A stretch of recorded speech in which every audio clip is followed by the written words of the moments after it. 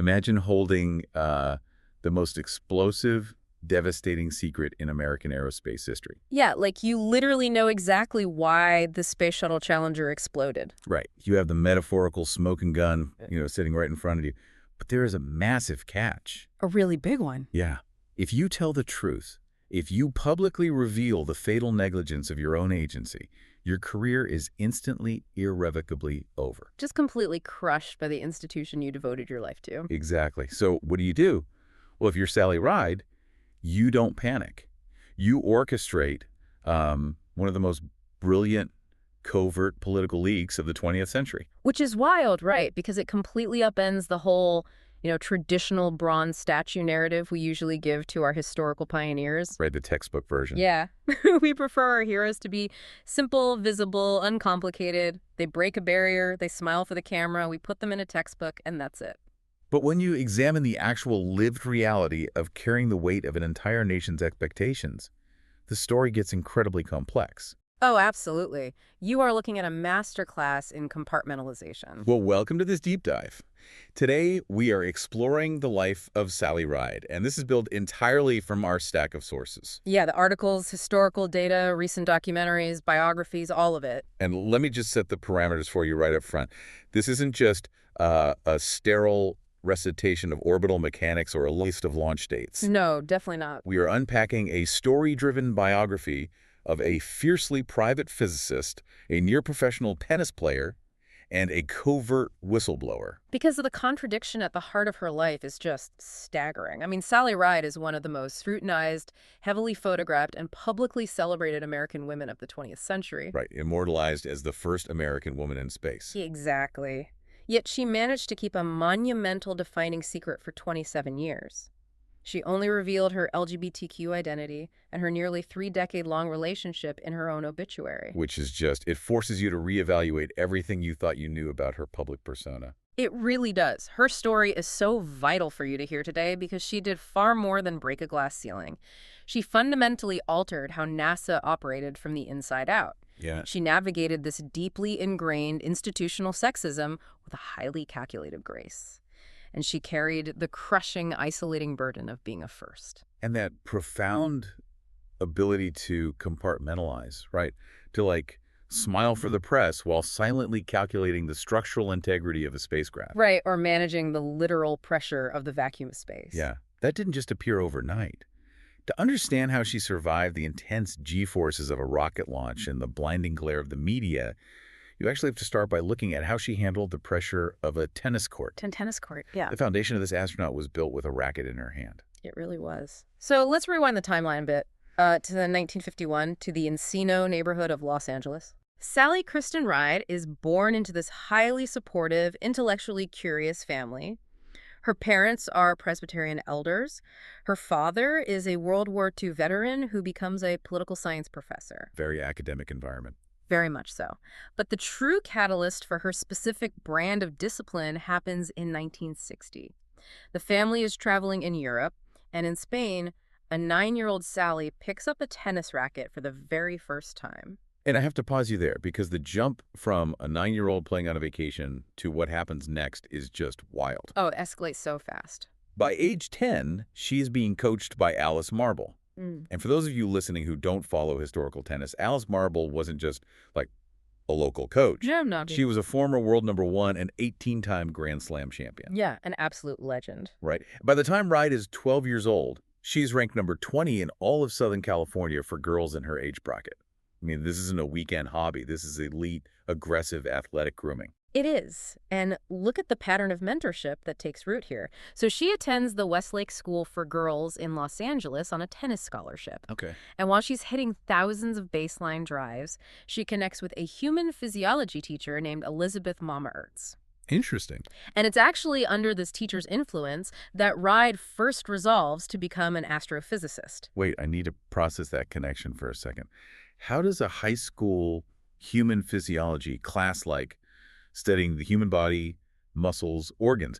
How does that translate into a desire to study the literal stars? Well, it comes down to the scientific method, you Yeah. know, and the demystification of complex systems. Oh, okay. Mama Earth's taught Ride how to look at an overwhelmingly complicated system, like the human body, and break it down into observable, measurable, logical parts. Break it into pieces you can actually understand. Exactly. Once Ride realized she had the intellectual architecture to decode human biology, she simply applied that exact same rigorous framework upward to the cosmos. That makes so much sense. Yeah, she realized the universe wasn't magic. It was just physics waiting to be solved. And that structural thinking leads her straight to Swarthmore College in Pennsylvania in 1968, right, on a full scholarship. Yeah.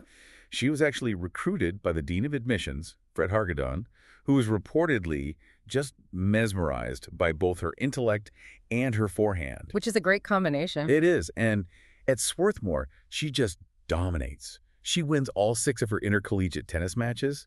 She becomes the Eastern Intercollegiate Women's Singles Champion. Wow. And she defends that title the next year in straight sets. I mean, she is untouchable on the court. But then, after 3 semesters, she just packs up and leaves. She quits. Which sounds crazy, but to make sense of that pivot, you really have to place yourself in the pre-Title IX landscape of collegiate sports. Oh, right. The funding wasn't there. Exactly. Women's athletics were woefully underfunded. Swarthmore had no indoor tennis courts, so when the brutal Pennsylvania winters hit, she physically couldn't practice. Because of the snow. Yeah. The snow actively halted her development. And, combined with severe homesickness for California, she makes this highly pragmatic calculation. She leaves the snow behind, returns to California in 1970, and decides to go all in on becoming a professional tennis player. And her realization that she absolutely should not be a pro tennis player is perhaps the most relatable moment in all of our sources. Oh, totally. She decides to test her limits, right? Ooh. She plays 3 grueling back-to-back matches in a single August morning. Sounds exhausting. And the next day, her entire body is just in screaming agony. She sits down, does the math on what it would actually take to reach the physical peak required for the pro circuit. And what does she realize? She realizes she would need to practice for 8 solid hours a day, every single day for years. And she just says, no. Just nope. Yet she recognizes she doesn't have the willingness to dedicate herself to that specific narrow grind. Which is a moment of profound self-awareness, you know? Quitting because you recognize the limit of your own passion, not your talent. Right. But the alternative she chooses is what breaks my brain. How so? Well, quitting tennis because you don't want to put in 8 hours a day, only to pivot to elite quantum mechanics and astrophysics. Oh, right. That is like saying running a marathon is just a bit too taxing on the knees, so you're going to go free climb Mount Everest instead. Yeah. It isn't a step down in intensity. It is just a completely different oxygen-deprived altitude. That is a phenomenal analogy for her mindset. I love that. Yeah. So she transfers to UCLA, where she is the only woman majoring in physics, pulling in A's in both quantum mechanics and Shakespeare. Of course she is. Yeah. Then she transfers again to Stanford. And by the way, Fred Hargadon, the dean who initially recruited her to Swarthmore, Oh, yeah. he had actually become the dean at Stanford and gleefully admitted her again. That's amazing. So she graduates with a BA in English and a BS in physics, earns her master's, and ultimately secures her PhD. Let's actually unpack that PhD for a second, because it wasn't just, generic space science. She was researching the interaction of X-rays with the interstellar medium. Right. Break that down for us. What exactly is the interstellar medium, and why was this research so critical at the time? Well, the interstellar medium is a concept that sounds like empty space, but it's not empty at all. Okay. It is this vast, incredibly complex soup of gas, dust, and cosmic rays that fills the voids between star systems. Yeah. If you want to understand how galaxies form or how stars die, you have to understand this medium. But you can't just look at it with a regular optical telescope. You have to observe the X-rays, the high-energy electromagnetic radiation bouncing around in there. Because they tell you what's actually happening. Exactly. But the problem for astronomers is that Earth's atmosphere acts like a lead blanket. It blocks X-rays from reaching the ground. Oh, so you have to get above it. Precisely. So Ride's research relied on data from satellites orbiting above the atmosphere. She was already mentally living in space, working with orbital technology, long before she ever thought about getting into a rocket. That is so cool. And even while her mind is wrapped around X-ray interactions in the vacuum of space, tennis remains this vital connective undercurrent in her life. It really does. While at Stanford, She and her girlfriend at the time, Molly Tyson, work as counselors at a tennis camp in Lake Tahoe. And in 1972, Ride actually plays in a doubles match against Billie Jean King. Which is huge. That interaction is a critical piece of her psychological puzzle. Billie Jean King becomes a mentor and a friend to Sally. Wow. Riot actually watches King win the iconic Battle of the Sexes match against Bobby Riggs in 1973. Talk about being in the right place at the right time. Yeah, if you map out the template of Sally Ride's early life, you see Alice Marble, Elizabeth Mommertz, Billie Jean King. Yeah. From childhood, Ride was enveloped by strong, pioneering women who were utterly dominating male-heady spaces. That's a great point. Shattering gender expectations wasn't like an abstract feminist theory to her. It was the normalized reality of her immediate social circle. It's almost as if she was enrolled in a secret masterclass for barrier breaking, without even knowing what the final exam was going to be. Totally. So her Stanford days are wrapping up. She is deep into her interstellar medium research, and she casually starts looking for a job. As you do. Right, which leads to a random day in January 1977 and a glance at the front page of the Stanford Daily. Yeah, she spots an advertisement. NASA is recruiting a new group of astronauts for their upcoming Space Shuttle program. And for the very first time in the history of the agency, they are explicitly asking women to apply. I really want to focus on that detail. Why then? What changed in 1977 that made NASA finally open the doors to women? Well, the transition from the Apollo era to the Space Shuttle era required a completely different kind of astronaut. Okay. Apollo was about brute forcing small capsules to the moon, right? They needed military test pilots with ice in their veins to manually fly these experimental rockets. The classic right stuff. Exactly. But the Space Shuttle was designed to be a reusable orbital laboratory. It was a science vessel. NASA realized they didn't just need pilots anymore. They needed mission specialists. They needed elite scientists, doctors, and engineers to actually run the experiments once they got up there. And you can't really build a world-class scientific laboratory if you arbitrarily exclude half the scientific population. Right. So she sends in a postcard requesting an application. She fills it out, putting down her college peers, including her former girlfriend Molly Tyson and her current boyfriend Bill Colson as references. Yep. And she throws her hat into an ocean of applicants. Yeah. By the deadline, NASA receives 8,079 applications. That's a staggering number. From that, they whittle it down to 208 finalists. Ride is called down to the Johnson Space Center in Houston as part of the 6th screening group for a week of medical exams and psychological evaluations. And the testing was intense. It was designed to find breaking points. They needed to know, on a physiological and psychological level, how these candidates would react to the unique claustrophobic terrors of spaceflight. Yeah. One of the tests involved putting Ride into something called a personal rescue enclosure. I have read about this thing in the sources, and it sounds like an absolute nightmare. It really does. It is essentially a fabric ball, 36 inches in diameter, 3 feet across. Oh my. You curl into a fetal position, they zip you inside this tiny dark sphere, pump in some oxygen, and just leave you there. Just completely zipped in. Yeah. The goal is to see if you suffer from latent claustrophobia or if sensory deprivation causes you to panic. Ride sat in the dark, 3-foot beach ball, and was perfectly fine. Just a beach ball of sensory deprivation. Pass. Exactly. But it worked for her. She aces the physicals, writes a crisp 1-page essay on why she wants to fly, and she charms the selection committee. Yeah, she did. On January 16th, 1978, she gets a phone call from George Abbey, NASA's director of flight operations. And out of over 8,000 highly qualified scientists, pilots, and engineers, she is one of 35 people chosen for NASA Astronaut Group 8. Wow. And she is one of only 6 women. And this is where we have to ask the defining question, right?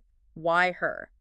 With thousands of brilliant applicants, what was her specific edge factor? Exactly. Because it's not like the other 8,000 people were slouches. Yeah. They were all geniuses. Right. It was a perfect, incredibly rare synthesis of traits. First, her cardiovascular health was off the charts due to her elite tennis background. Which impressed the flight surgeons. Huge points with the medical team. Second, her PhD work in X-ray physics proved she had the uncompromising scientific rigor required for orbital experiments. Makes sense. But the deciding factor, the thing that elevated her above hundreds of other brilliant physicists, was her personality. The agreeableness? Precisely. She was exceedingly calm, highly agreeable, and naturally team-oriented. NASA management wasn't just selecting someone to survive the vacuum of space. They were acutely aware that the first American woman in space was going to face a media hurricane unlike anything the agency had seen since Neil Armstrong. Oh, the press was going to be relentless. Exactly. They needed someone who wouldn't crack under the blinding spotlight, someone who wouldn't get defensive with hostile reporters, and someone who would never, ever make the agency look bad. Riot had the ultimate poker face. And she fit seamlessly into the culture. Yeah. Officially, Group 8 was introduced to the world as the 35 New Guys, or TFNG. Right.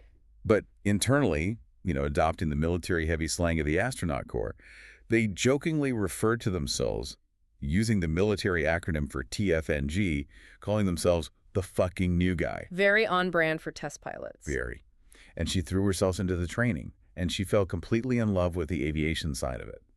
Now, as a mission specialist, she wasn't actually required to pilot the NASA T-38 Talon training jets. Right, her job was different. Her job was just to ride in the backseat, manage the radios, handle emergencies. But the pilot astronauts loved flying so much that they would secretly let the mission specialist take the stick during flights. That's awesome. And Riot became so obsessed with flying that she went out, earned her private pilot's license on her own time, and actually bought a part interest in a Grumman Tiger aircraft so she could fly around on the weekends. See, her personal life during this intense period of training is fascinating to me because of how grounded and, deeply normal she tried to keep it. Yeah, she really tried.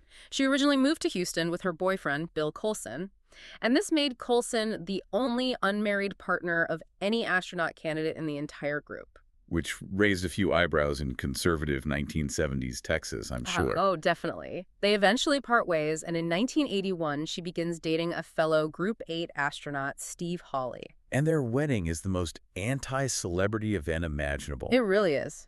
In 1982, they get married in his parents' backyard in Kansas. She flies herself up there in her little Grumman Tiger plane. She wears white jeans, and her sister co-conducts the ceremony. It's the absolute antithesis of the massive global fame that is about to hit her like a freight train. Totally. Because NASA was quietly preparing for STS-7, the seventh mission of the Space Shuttle program. And the media spotlight they had anticipated. It was about to manifest as a highly inappropriate, deeply invasive interrogation. Yeah. And to understand why she was chosen to be the one in that spotlight, we have to look at the unglamorous groundwork she was doing in Houston. Right. What was she actually doing day to day? She was serving as the Capcom for the second and third shuttle flights. And for you listening, Capcom stands for Capsule Communicator. It is the single person in mission control who is legally allowed to talk directly over the radio to the crew in space. You're the voice of Earth to the astronauts. Exactly. And while doing that flawless communication work, she was also heavily involved in developing the space shuttle's robotic arm, known as the Canadarm. We need to explain why that robotic arm is such a beast of a machine. Because the Canadarm is this 50-foot-long mechanical crane attached to the payload bay, right? In space, it can maneuver a 65,000-pound satellite with millimeter precision. But on Earth, under the crushing force of gravity, the arm cannot even support its own weight without snapping. Right. It only functions in microgravity. So learning to operate it required an immense understanding of spatial reasoning, physics, and patience. So when the commander of the STS-7 mission, Robert Crippen, is building his crew, he specifically demands an expert on that robotic arm. Okay. And internal debate at NASA comes down to three incredibly qualified women, Judy Resnick, Anna Fisher, and Sally Ride. But Ride's total mastery of the arm physics, combined with her flawless Capcom performance and that agreeable diplomatic personality, locks her in. It's the perfect combo again. Yeah. In April 1982, NASA officially announces she will be the first American woman in space. And instantly the press descends. This is where we see the blatant, unfiltered sexism of the early 1980s put on full display. It's pretty shocking to read now. NASA was overwhelmed, declining over 500 private interview requests and funneling everyone into these massive pre-launch press conferences. And the questions that the seasoned press corps asked this astrophysics PhD are absolutely baffling. It is hard to read the transcripts of these press conferences without laughing at the absurdity. You know, right. These reporters stood up with straight faces and asked her if the zero-gravity environment would permanently damage her reproductive organs. Good grief. They asked her if she wept when things went wrong in the simulator, But the real kicker wasn't the press. It was the actual NASA engineers. Right. The guys building the most advanced aerospace technology in the history of humanity assumed a woman would definitely need a space makeup kit on board. Okay. And then we get to the legendary tampon story. Yeah, the medical engineers. Right. The NASA medical engineers approached her to discuss the supplies for her personal hygiene kit. They were scheduling a 6-day mission. The engineers, with complete sincerity, asked her if 100 tampons would be the right number for a 6-day flight. 100 tampons. For 6 days. Let's just do the math on that for a second. That is over 16 tampons a day. Yeah, it's wild. It is like asking a fish how it plans to breathe air. These men could calculate the exact thermal trajectory of a re-entry vehicle through the atmosphere down to the decimal point, but they were completely, hilariously paralyzed by basic human biology. It really highlights the extreme isolation of her position. But notice how she reacts. Yeah, how did she? How does a pioneer handle that level of institutional ignorance without screaming? She simply smiled, politely informed them that 100 would not be necessary, and insisted over and over to the press that she saw herself in only one way, as an astronaut. She just refused to take the bait. Exactly. She refused to show anger, constantly pivoting the conversation back to the mission objectives. And the mission itself was a massive historical event. June 18, 1983, the Space Shuttle Challenger sits on the launch pad. The crowd's gathered at Kennedy Space Center wearing custom T-shirts that say, "Ride, Sally, ride," which is a nod to the chorus of the old Wilson Pickett song, Mustang Sally. Right. At 32 years old, she blasts off, officially becoming the first American woman and the youngest American citizen to ever enter space. And once she reaches orbit, her performance is clinically flawless. She doesn't even suffer from space adaptation syndrome. What exactly is that? I mean, I've heard the term, but... Yeah, space adaptation syndrome is essentially extreme motion sickness caused by microgravity. Oh. Your inner ear, which relies on gravity to tell your brain which way is up, goes completely haywire. Many veteran test pilots get to space and spend the first 3 days violently ill. Ride's vestibular system adapted instantly. She felt perfectly fine. So she gets right to work. She uses that 50-foot robotic arm she helped develop to deploy and retrieve a satellite called SPA-WES, Yep. and she allows herself one moment of levity. While the satellite is floating a few yards away taking photographs of the shuttle, Ride playfully manipulates the joints of the robotic arm into the shape of a giant number 7, matching the STS-7 mission patch on her suit. Which is such a great detail. Post-flight, she returns to Earth as a global superstar. She is doing ticker tape parades, meeting the governor of California, the mayor of New York. But she still fiercely enforces her personal boundaries. Oh yeah, like with Bob Hope? Exactly. She famously refuses to appear on a television special with Bob Hope because she considered his brand of comedy to be deeply sexist and demeaning. Good for her. But conversely, on her own initiative, she orchestrates this incredible, quiet meeting in Budapest later that year. She arranges to meet Svetlana Savitskaya, who is the Soviet Union's second woman in space. This meeting in September 1983 is so poignant. You have to remember the geopolitical context, right? Yeah. We are in the icy, terrifying depths of the Cold War. Right, high tensions. The U.S. and the Soviets have thousands of nuclear weapons pointed at each other, but these two women sit down in a room and talk for 6 hours. Savitskaya gifts Ride Russian nesting dolls and a scarf. Ride gives her a mission charm that she actually flew on STS-7. Amidst all the hostility and political theater of their respective governments, these two scientists found instant, profound camaraderie. They connected over a lived experience that literally only the two of them on the entire planet could understand. It is a beautiful moment of shared humanity overriding nationalism. And NASA clearly recognized her immense competence because she didn't have to wait long for her second flight. She proved herself so effortlessly that she was immediately tapped for STS-41G, which will require even more intense, unscripted problem solving. Right. So on October 5, 1984, she launches again on Challenger, becoming the first American woman to fly in space twice. This mission is also a major cultural milestone because her crewmate is Catherine Sullivan. It marks the very first time two women are operating in space together simultaneously. And this flight was not a smooth textbook simulator run. Things physically broke. They did. The shuttle was carrying the Earth radiation budget satellite, and the SRB radar antenna failed to unfold correctly. Now, I want you listening to imagine the pressure of this moment. You are floating in the vacuum of space. You are operating a multi-million-dollar robotic arm. Yeah. NASA protocols dictate exactly how fast you're allowed to move that arm to prevent destabilizing the ship. But the antenna is stuck. And this is where we need to explain the physics of the arm again. In microgravity, weight disappears, but mass remains constant. Right. If you swing a massive object too fast and then hit the brakes, the momentum doesn't vanish. The kinetic energy transfers directly back into the arm, creating immense torque that can literally spin the entire space shuttle out of its orbital attitude. That sounds terrifying. So she is facing a jammed antenna and strict speed limits. What does she do? She uses her deep understanding of physics to mentally bypass the simulator training. Yep. She calculates that the arm can take more force than the engineers allowed for.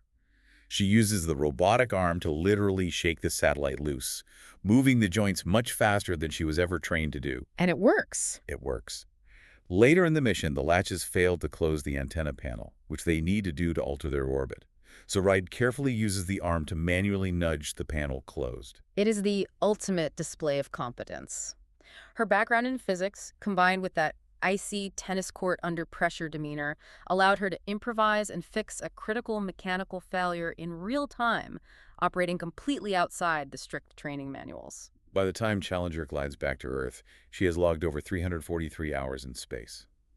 She had carried Amelia Earhart's white silk scarf with her on the journey, paying homage to the aviation pioneers who made her flight possible. That's lovely. She was eager, prepping for her third mission, STS-61M. But a devastating national tragedy was about to fundamentally alter her trajectory, pushing her from the role of celebrated space explorer to a role she never asked for, and one that carried immense personal risk. Right. In January 1986, the Space Shuttle Challenger exploded 73 seconds after liftoff, killing all 7 crew members.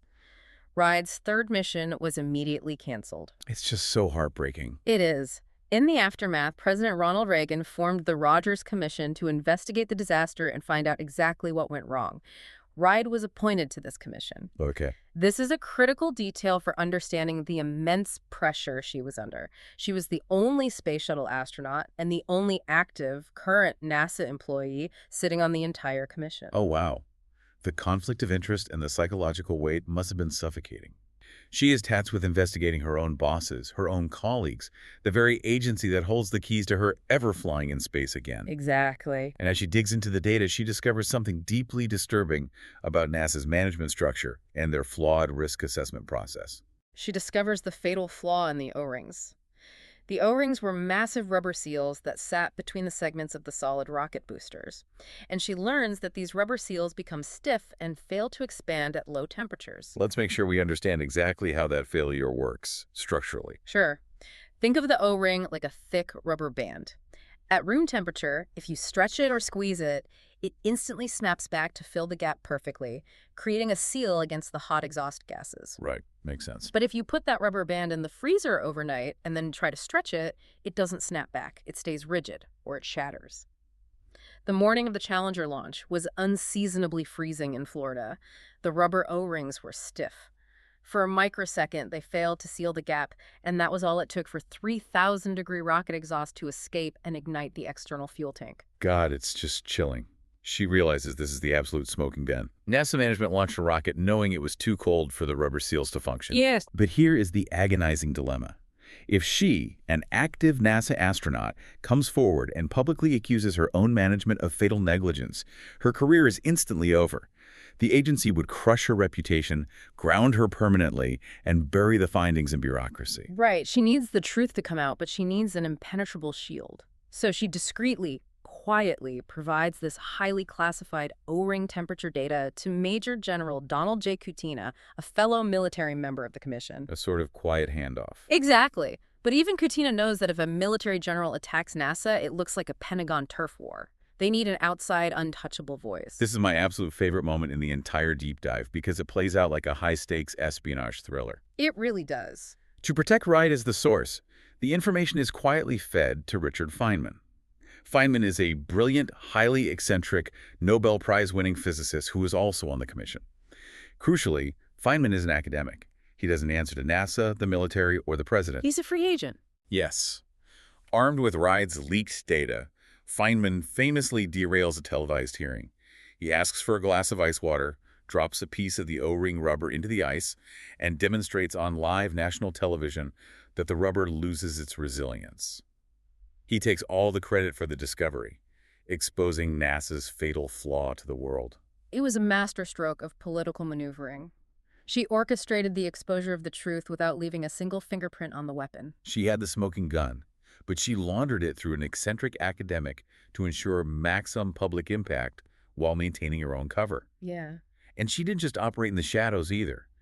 There was an engineer at the contractor, Morton Theocol, named Roger Boisoli. He had actually warned NASA management about the O-rings the night before the launch, and they ignored him. So tragic. After the disaster, when Boisoli testified about his warnings, he was completely shunned by the aerospace industry. He was treated like a pariah for breaking ranks.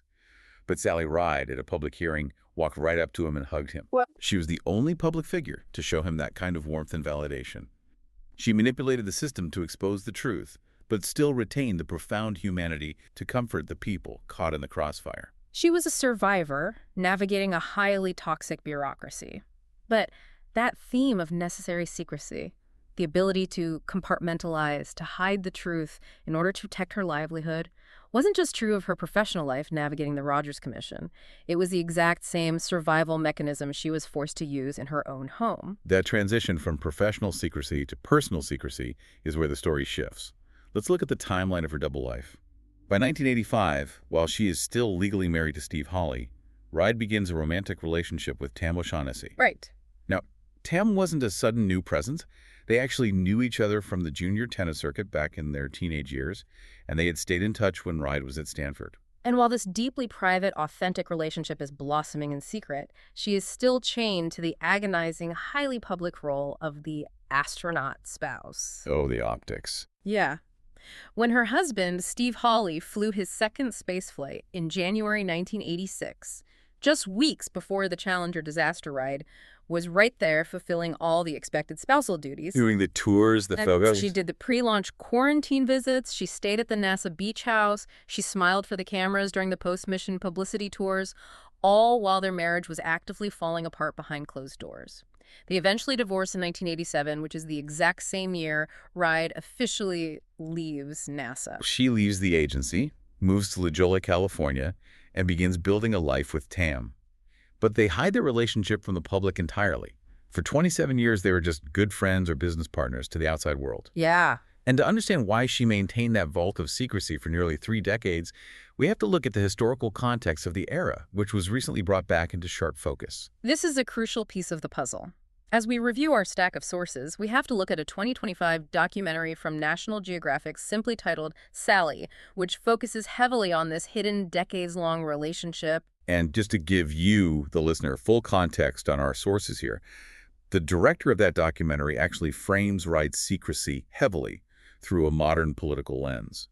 The sources, quote, the director pointing to recent political events, specifically the cancellation of diversity, equity, and inclusion programs, as a parallel to the prejudices Ride faced. Right. Now, our goal today isn't to endorse the filmmaker's specific political stance or weigh in on modern partisan debates. We are simply impartially reporting how the documentary connects the extreme prejudices of the 1980s to conversations happening right now to help us understand the hostile environment Ride was surviving in. Exactly. The documentary's director, Christina Costantini, stated, "We made this movie not thinking it was particularly controversial. We had no idea it would be this relevant." Costantini goes on to point out a harsh, unavoidable reality of the 1980s space program, saying, people didn't like women in space, and they especially didn't like single women in space. Let's expand on that reality. Why was it so explicitly dangerous for her to be openly gay? Well, you have to look at the culture of NASA in the 1980s. It was essentially a paramilitary organization. Very traditional. Very. It was dominated by conservative military test pilots and Cold War defense contractors. The United States government still had policies explicitly barring LGBTQ individuals from holding security clearances, a hangover from the lavender scare of the previous decades. Wow. I hadn't thought about the clearance issue. Yeah. If Sally Ride, the most famous woman in America, had come out as openly gay, it wouldn't have just been a tabloid scandal. She would have been stripped of her security clearances. She would have been immediately grounded, fired, and the hostile press of the 1980s would have gleefully rewritten her legacy from American hero to moral liability. That's terrifying. Being a woman in STEM was already an agonizing uphill battle. Being an openly gay woman in the military-adjacent culture of NASA was a literal impossibility. Privacy wasn't a luxury or a mere preference for Sally Ride. It was a strict, non-negotiable survival mechanism to protect her career and her legacy. I really want you to ponder the mental toll of that existence. You ride 3 million pounds of high explosives into the lethal vacuum of space for your country. You navigate catastrophic mechanical failures in orbit. You are celebrated as the ultimate pioneer of human capability. Mm. But when you come back to Earth, you can't even hold your partner's hand at a restaurant. Yo, you can't. You have to actively police your own pronouns in interviews for 27 years. It is a staggering dichotomy of extreme public bravery and enforced private fear. It is exhausting just to conceptualize, but what is truly remarkable is that despite the need to retreat from the brutal glare of NASA's spotlight and protect her private life, she never actually stopped looking to the stars. She just shifted her operational focus to determining who would be going there next. Right. Post-NASA, she doesn't just retire to a beach. She takes a 2-year fellowship at Stanford Center for International Security and Arms Control. What is she doing there? She is casually researching how to verify the counting of Soviet nuclear warheads from space using satellite telemetry. Because her expertise in X-ray astronomy and deploying satellites from the shuttle made her one of the few people on Earth who understood the exact capabilities of orbital surveillance. That is such a specific niche. It is, but as the Cold War thaws, that research becomes less pressing. So she transitions to the University of California, San Diego, taking a position as a professor of physics and becoming the director of the California Space Institute. And this is where she and Tam O'Shaughnessy really merged their professional expertise and their personal passions.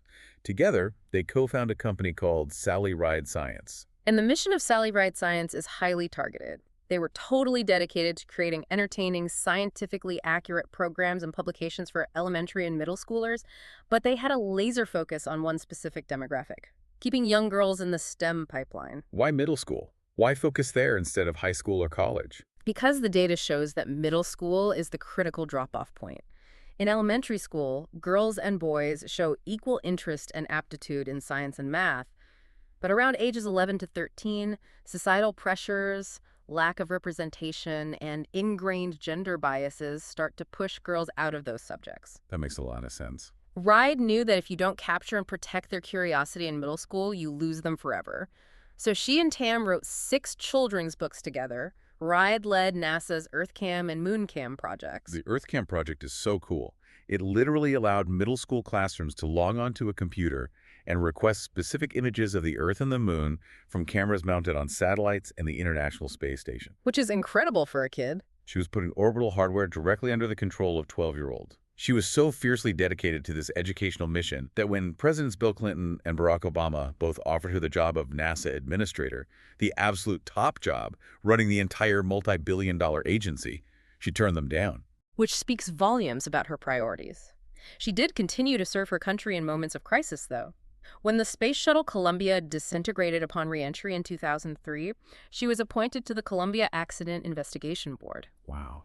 That makes her the only person in American history to serve on the investigation boards for both the Challenger and Columbia disasters. Her expertise in diagnosing institutional failure was unmatched, but her heart remained firmly in education. There is a beautiful quote from her where she talks about meeting kids all over the country who want to be astronauts or oceanographers. She said, "I want to see those same stars in their eyes in 10 years and know they are on their way." Think about that choice. She could have been the CEO of NASA. She could have commanded armies of engineers and directed missions to Mars, but instead, she chose to be the ultimate middle school science teacher. Yeah. She voluntarily traded the boardroom for the classroom because she knew the foundation was more important than the apex. And if you evaluate the long arc of her life, her true legacy might not just be her own 343 hours in space. It might be the thousands upon thousands of girls she kept in the STEM pipeline. The ones who didn't lose the stars in their eyes, who grew up reading her books, and who are now the lead engineers, the software developers, and the astronauts operating today. But tragically, her lifelong mission was cut short. In 2011, while attending a science conference, Tam noticed that Sally was looking unusually ill and fatigued. She urged her to see a doctor. An ultrasound revealed a tumor the size of a golf ball. It was pancreatic cancer, one of the most aggressive and lethal forms of the disease. And true to the deeply ingrained nature of her entire life, she approached her illness with absolute, uncompromising privacy. Kept it completely quiet. Yeah. She underwent grueling chemotherapy, radiation, and surgery, all completely hidden from the public eye. Her sister Bear later confirmed that Sally intentionally chose to keep her sickness and her treatments entirely out of the press. She did not want to become a public symbol of disease. She wanted to control her narrative until the very end. But during this time, they did do something official. Right. During this intense, terrifying time, she and Tam took a crucial, defiant step. In August 2011, they went and formally registered their domestic partnership in California. Sally Ride passed away on July 23, 2012, at her home in La Jolla. She was 61 years old. And it was only then, upon her death, that the 27-year-old vault was finally opened. Her officially released obituary, co-written with Tam, publicly revealed their nearly 3-decade-long relationship. It was a huge moment. With that single, final release of information, crafted exactly on her own terms, she posthumously became the first known LGBT astronaut. The honors that poured in after her passing reflect the massive scope of her impact. The U.S. Navy christened a state-of-the-art oceanographic research ship the RV Sally Ride. Mattel released a Barbie doll in her likeness, complete with a NASA flight suit. I remember that Barbie. Yeah. She became the first known LGBT person to appear on U.S. currency when she was featured on a quarter in 2022. And in 2013, President Barack Obama awarded her the Presidential Medal of Freedom, the nation's highest civilian honor. And it was Tam O'Shaughnessy who stood in the White House representing their shared life and accepted the medal on her behalf. So what does this all mean for us today? We have unpacked the elite tennis, the complex astrophysics, the brilliant whistleblower maneuvers, and the decades of secrecy. But I want to leave you with a final thought, a concept we haven't explicitly named yet in our discussion. The crushing burden of the perfect pioneer. The perfect pioneer. Yeah. Sally Ride was selected to carry the dreams, the demands, and the unyielding scrutiny of all American women into the hostile environment of space. To survive that, she was forced to project an image that was flawless, completely agreeable, and entirely palatable to a highly conservative, unforgiving public. She did the job perfectly. She really did. But what is the ultimate cost of progress when our pioneers are forced to leave vital pieces of their true humanity back on Earth? How much faster could we reach the stars if the people building the rockets weren't forced to expend half their energy hiding who they are? What other brilliant minds are currently holding back their full identities, aggressively editing themselves down just to be allowed into the room? It brings us right back to the contradiction we started with. We love to look at the solid bronze statue, to admire the clean perfection of the history book summary. But the truth is, the bronze was hiding a deeply human, incredibly complex reality. Sally Ride went further, faster, and higher than any one of her generation, but the most profound and difficult journey she ever took was the one she had to navigate completely in the dark. Thank you for joining us on this deep dive. Keep looking at the stars and always keep questioning the history you thought you knew.